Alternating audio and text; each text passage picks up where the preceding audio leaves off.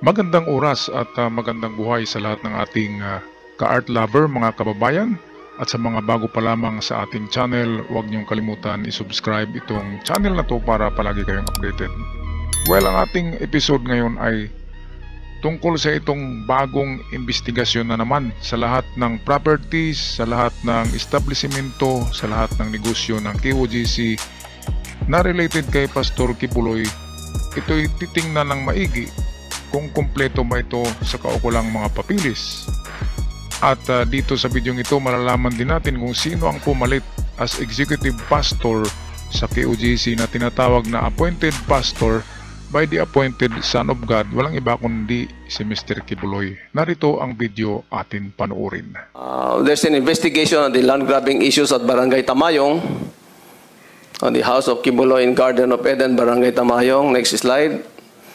Oftentimes na ipalabas naman yung mga photos na ito. Financial investigation on possible money laundering case committed by Quiboloy and Kojc. Investigation on possible tax evasion committed by Kojc and other proprietary businesses owned by Kojc. Investigation on the legality of operations of schools and other business entitled entities owned by Kojc. And the investigation on the involvement of other foundations utilized by Kojc in the operations. Next slide. That will be the contents of our link diagram that will be presented later on. All right, and thank you, also, ma'am, maybe it's just hindi lang na-mention ni Colonel Marantan. The investigation has already extended up to out of the country. Colonel Marantan has just arrived from Europe, from Austria in particular, interviewing the pastorals that are already based there. So the investigation is not only limited in the Philippines now. We had already sent agents, and we thank the PNP, our Chief PNP, General Marbil, for supporting us and to go sending officers actually as far as Austria to conduct the investigation. Thank you. The presentation that I will be making this afternoon is just to support whether or not there is an existence of angels of death. So, if you don't mind, if we could just go back just a little bit to the background, ma'am, so that I can read. Please proceed, Colonel. To read a little bit with the background of the so-called angels of death. Pastor Apollo Quiboloy, the self-proclaimed appointed son of God, has used the term angels of death to threaten the members who violates the doctrine, teachings, and code of secrecy of Kojc. Thus, the angels of death was established in 1990. Apollo Quiboloy handpicked trusted members with background in military and security training to compose the angels of death, which later on utilized as liquidation team to various Kojc locations nationwide. Members reportedly possess firearms and are supervised by Crescente Chavez Canada, or also known as Enteng, and Ingrid Canada. So you might be smiling right now, but later I will prove it to you in the succeeding slides. These angels of death reportedly operate as a secretive, loyal group within the Kojc ministry, capable of imposing both physical and psychological harm on those who do not comply with Quiboloy's wishes. The very name, angels of death, suggests a level of intimidation and power that goes beyond mere spiritual guidance. The allegations paint a picture of an organization that functions as a private army, a weaponized wing of Quiboloy's church used to coerce and control members, particularly vulnerable young women whom Quiboloy has allegedly abused. So, we established some objectives to prove whether or not angels of death exist. Second, reinvestigate dismissed cases involving deaths by members of angels of death. Third, identify the crimes perpetrated by the alleged angels of death and its surrounding circumstances.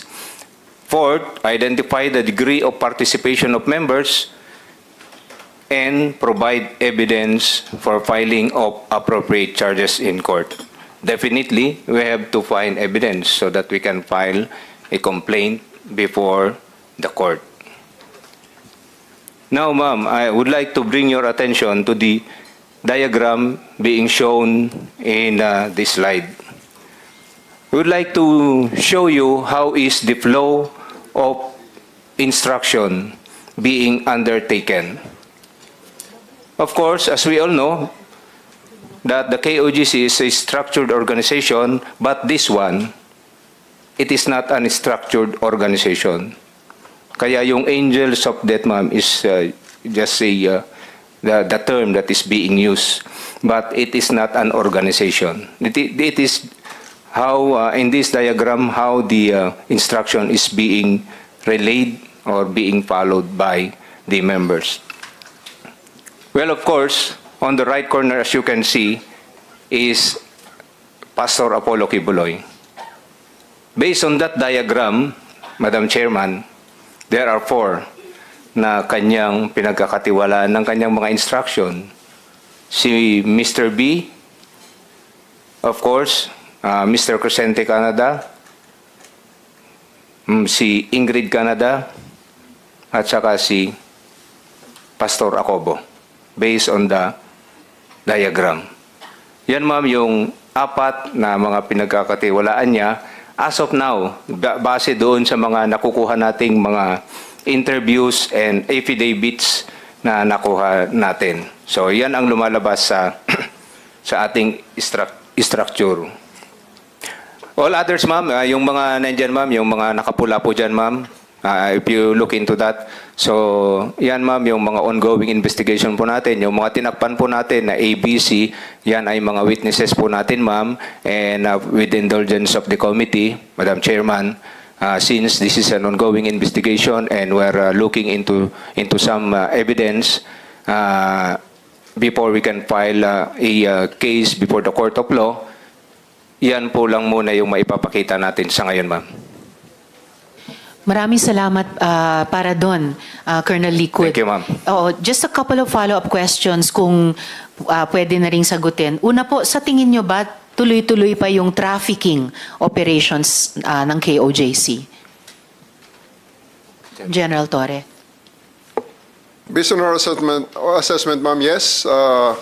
There's still that possibility, although obviously not on the same scale as when Quiboloy is still heading the operations. And with this kind of publicity that the good senator is doing, I believe that this will have a great impact in stopping this illegal activity, ma'am. Sana nga po, General. Salamat. At lastly, at this point in time, sino ang new leader? May impormasyon ba kayo kung sinong lumilitaw na bagong head pastor? As of the moment, ma'am, based on that link diagram, ma'am, you can see there on the upper right corner, Mr. Marlon Acobo. He has been doing that role, ever since I was there. We were there, and I would like to clarify that among the informants that we had, that were covered in that link diagram are people that you actually heard a while ago, ma'am. So those people there are prominently, the people that we heard a while ago are prominently playing a role in that link diagram. At ito ang bagong pastor na pumalit kay Quiboloy sa pagpalakad ngayon ng KOJC. Atin kilalanin sa bidyong ito. Sa pakikuban kong pastor since 1985. Your Honor, nagsimula po ako since 1985. Ipagsama kay Pastor since 1985. Mr. Chair, I noticed the good pastor does not need a translator to understand my question. But, nakasapot ko, okay, Your Honor, you understand. Gusto lang akong express ang akong gustong isulti. You would prefer not to express in another language or you are unable of expressing in another language? Mas prefer ko nga musulti og Bisaya, Your Honor. He prefers to answer in Cebuano. It is a preference. Okay. Thank you, Mr. Chair. Just for the record. So, Mr. Chair, I'd like to ask the good pastor, no? So, since 1985, but his appointment as executive pastor was on what date specifically? nagsugod ang ako ang